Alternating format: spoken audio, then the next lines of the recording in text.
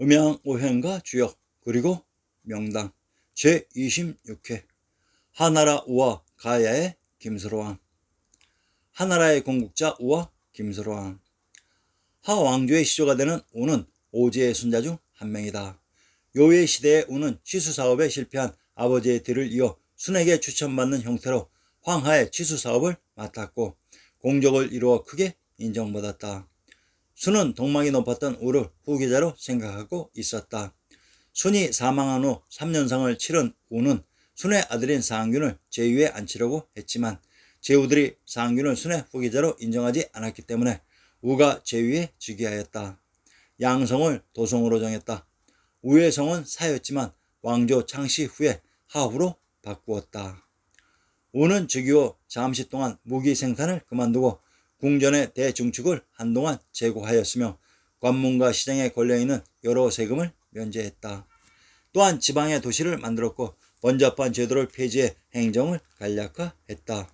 이 결과 중국 안에서는 물론 밖에서도 조공을 청하러 오게 되었다.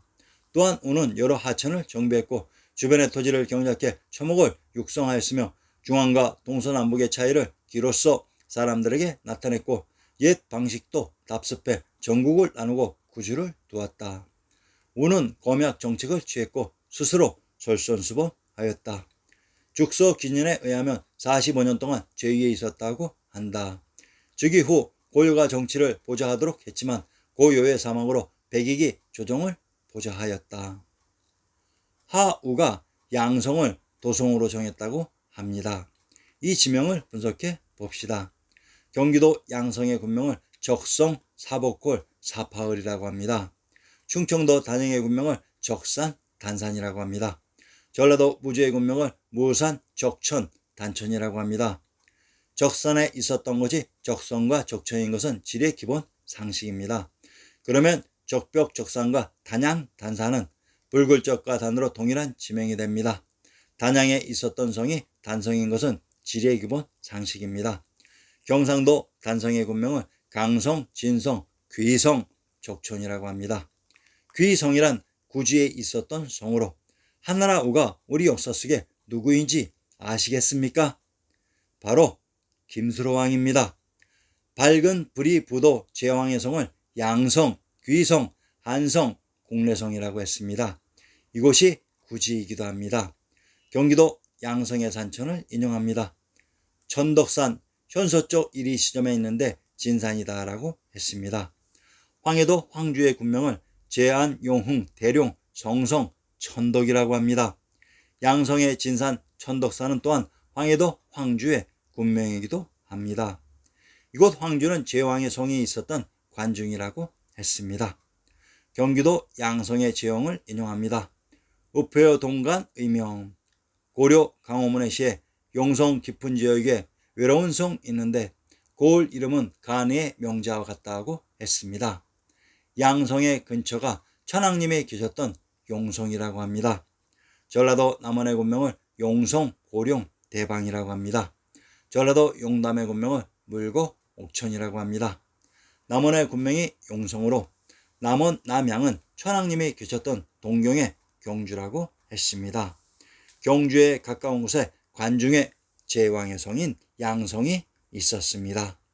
자, 이제 하나라의 건국자 우의 분신인 김수로왕의 발자취를 살펴봅시다. 수롱이라고도 한다. 김의 김씨의 시조이다. 탄생과 치적에 관하여는 삼국유사에 실린 가락국기에 전해지고 있다. 아직 나라가 없던 때 가락지역에서는 주민들이 각 전락별로 나뉘어 생활하고 있었다. 42년 3월 하늘의 명을 받아 가락국의 구간 이하 수백 명이 구지봉에 올라가 하늘의 제사를 지내고 춤을 추면서 거부가 머리를 내놓아라. 그렇지 않으면 구워 먹으리라 라고 노래했다. 그랬더니 하늘에서 붉은 보자기에 쌓인 금빛 그릇이 내려왔는데 그 속에 둥근 황금색의 알이 6개 있었다. 12일이 지난 뒤 이 알에서 태어난 사내 아이를 가운데 키가 구척이며 제일 먼저 사람으로 변한 것이 수로였다. 주민들이 가락국의 왕으로 받들었고 나머지 아이들도 각각 오가야의 왕이 되었다. 수로는 즉위 후 관직을 정비하고 도읍을 정하여 국가의 기틀을 확립했다. 그리고 천신의 명으로 배를 타고 바다를 건너온 아유타구의 공주 허황옥을 왕비로 삼았다. 157년을 재위하다가 죽었다. 아들 거둥왕이 뒤를 이었다. 이 신화는 청강난생 신화로서 우리나라 고대 국가 성립기에 흔히 보이는 건국시조 신화와 흐름을 같이 한다. 이는 북방에서 이주한 이민 집단이 낙동강 하구 유역의 토착 선주민들과 결합하여 초기 국가를 형성해 나갔던 사실을 반영하는 것으로 풀이된다. 수로가 6개의 알 중에서 가장 먼저 태어났다는 표현은 가락국을 중심으로 여러 가야국들을 통합하려는 의식을 반영하는 것으로도 보인다. 또한 3월의 목욕제기로 잡스러움을 떨쳐버리고 성스러운 곳에 모여 하늘에 제사하고 춤과 노래로 풍요와 안녕을 기원한 뒤 하늘의 권위를 부여받는 수장을 선출하는 내용에서 국가 형성 이전 단계의 소박한 사회 풍속과 정치 운영의 일면을 살펴볼 수 있다. 수로왕이란 곧 이러한 단계에서 김해 지역에 존재했던 수장을 상징적으로 표현한 것이다. 금강가야가 신라에 병합된 뒤에도 수로왕은 가야의 시조로 계속 받들어졌다. 문무왕은 수로왕의 관리를 위해 위전을 설치하고 능묘의 제례를 후손이 계승하도록 했다. 영신군가, 구지봉 영신가라고도 한다. 가락국 시조 수로왕의 강림신화에 곁들여 전한다. 원래의 노래는 전하지 않고 다음과 같이 사구체에 한문으로 번역된 것이 삼국유사의 가락국 규조에 기록되어 있다. 거부가 거부가 머리를 내놓아라. 만약 내놓지 않으면 구워 먹으리. 옛날 가락국 사람들이 구지봉에 모여 왕을 맞이하기 위해 흙을 파며 함께 불렀다고 하는데 이 노래의 해석은 사람에 따라 상당히 다른 견해를 보인다. 잡기를 쫓는 주문으로 보는 견해, 영신제의 절차 가운데 가장 중요한 희생무용에서 불린 노래라는 견해, 원시인들의 강렬한 성욕을 표현한 노래, 즉 여성이 남성을 유혹하는 노래로 보는 견해가 그것이다.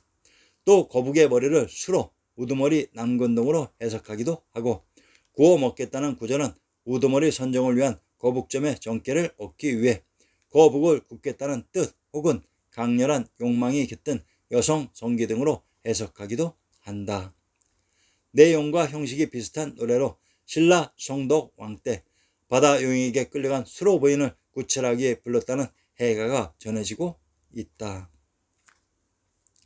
한국 난생 신화의 특징은 그들이 알에서 태어난 것이 아닌 관중의 제왕의 성이 있었던 부도인 아르야르 아라레 땅에서 영웅이 등장하는 것을 알에서 태어난 것처럼 조작했다는 사실로서 김수로왕의 무대는 구지봉입니다.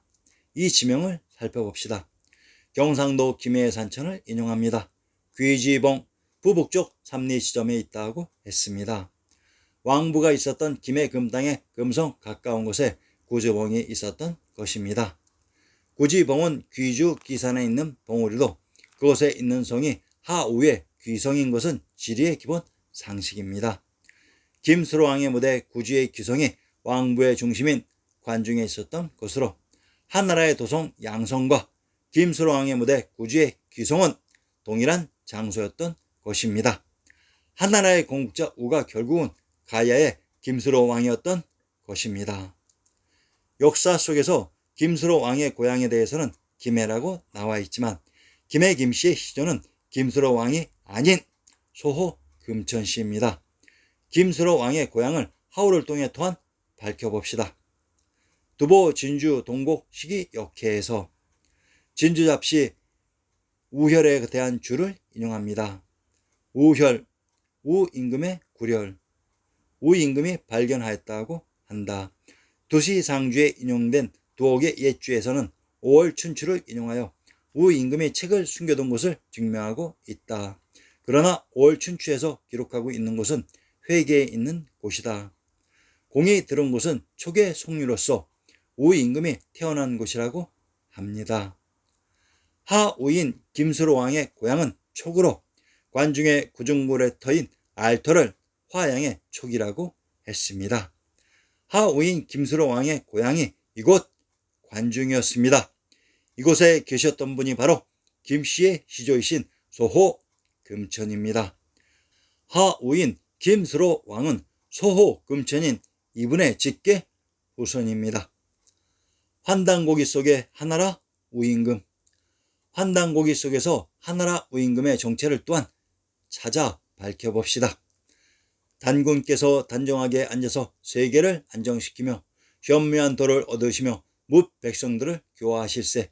팽호에게 명을 내려 토지를 개간하게 하시고 성조 대신으로 집을 건축하게 하시며 고시로 농사를 주관하게 하시며 신지로 역사를 기록하는 문서를 관장하게 하시고 기성으로 의학을 관장하게 하시며 나흘로 호적을 주관하게 하시고 희로써 날씨와 천문을 관장하게 하시고 우로써 병마와 군사를 짓게 했다. 하백의 따님을 맞이하셔 왕비로 삼으사 누에를 치게 하시니 순박하고 두터운 정치가 사방에 거듭빛이 나는구나. 하나라 우는 단군 왕검의 병권 담당자였습니다. 그래서 단군 왕검의 특사 요시와의 싸움에서 항상 수적으로는 유리했던 것이었으나 천하의 대명분에서 패했던 것입니다. 중국사 25사의 시원 왕조의 공국자 하나라 우가 바로 가야의 김수로 왕이었던 것입니다. 제발 이러한 진실들을 꼭 기억하시기 바랍니다.